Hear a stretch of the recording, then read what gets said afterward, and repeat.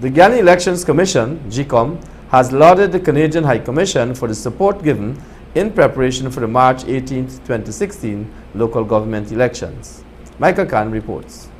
Day 2 of the local government elections training for journalists across Guyana concluded in Georgetown yesterday, with the Chief Elections Officer Keith Lowenfield addressing the basics and concerns as well as the difference about the upcoming E-Day. We're talking local authority area.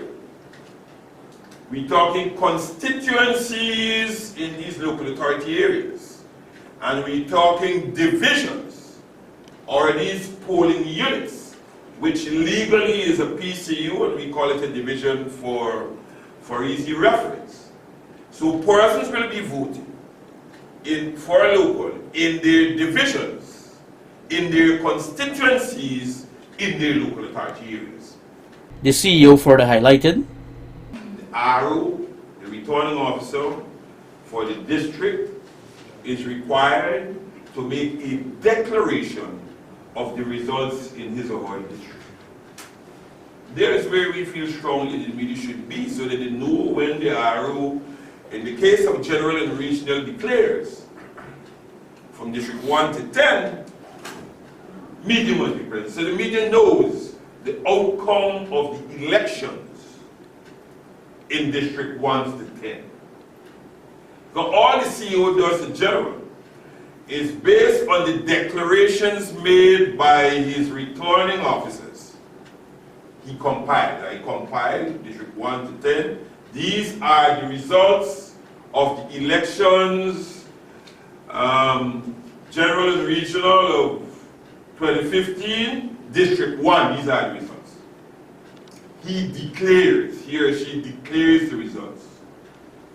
10 returning officers declare it. So all I have to do at the end of the day is bring the 10 submissions of the declarations in each district together for a general declaration to the nation. For local, those declarations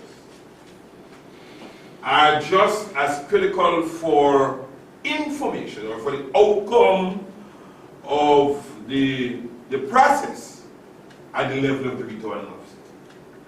So the ROs in each of the 71, I'm saying 71 even though I know that we'll be having no contest, and forgive me for that, will be making their declarations in their respective local authority areas. Senior journalists also engaged their colleagues in a question and answer session before the chairman of GECOM, Dr. Suresh Valley, took to the podium to laud the Canadian High Commission for supporting the training program. Someone said, that it was, where was I? Was I sleeping all these years when I called the system that we have now archaic? Well, there's a lot of distrust still, and perhaps that is why mine was like a voice in the wilderness when we were discussing this issue. But with all of that, the Canadians did in fact, together with some of their institutions and NGOs, come together and help us. Dr. Suresh Valley also encouraged media workers to be responsible in their reporting on elections and matters concerning GECOM. Your thrust has to be a little bit more in the area of investigation. Now, when you hear statements like GECOM has hired, or GECOM staff would be 95%, those are the figures given. You reported those figures of someone speaking. Then your job, I would have thought, would be to question that. Is that true? Now, I'm not a Rotarian, but I do so speak to the Rotarians from time to time. And there's a thing that says, do you pass these tests to be a Rotarian? One is, what you say, is it the truth? So challenge these things. Because if it is true, what the persons are saying, then it might be, one could think that GECOM is in fact lapsing greatly. That GECOM is biased. that we are hiring 95% of one ethnic group. Now this whole thing about ethnicity, for me, or let's call it race, is a problem.